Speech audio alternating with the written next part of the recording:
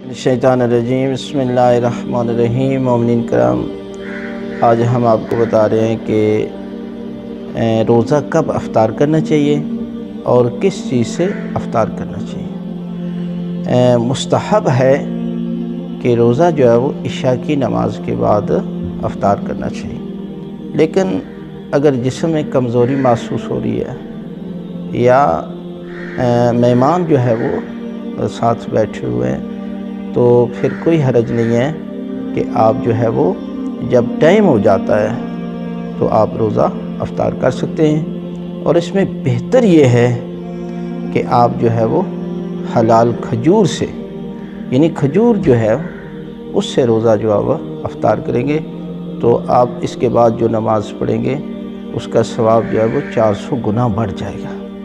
इसलिए पहले खजूर का इस्तेमाल और उसके बाद जो है वो पानी इस्तेमाल कर सकते हैं, नमक, दूध, मिठाई और गर्म पानी। यानी ये वो चीज़ें हैं कि जिसकी वजह से आपका पूरा यानी 14-15 घंटे जो है वो आप जो है वो आपका मिदा जो है वो खाली है, तो फ़ौरन आपने कोई ऐसी चीज़ इस्तेमाल नहीं करनी।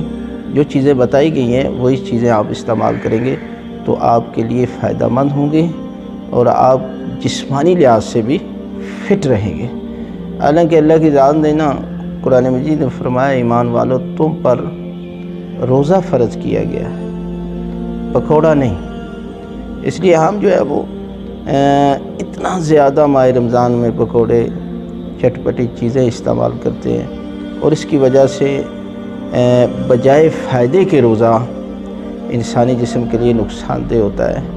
इसलिए आप साथ साथ जो है वो जिस्मानी और रूहानी लिहाज से भी फ़िट रहें। इसलिए कि अगर बीमार हो जाएंगे तो माह रमज़ान का महीना इतना अजीम, बरकतों वाला, रहमतों वाला और मग़फ़िरत का महीने से जो है वो इबादतों से महरूम हो जाएंगे।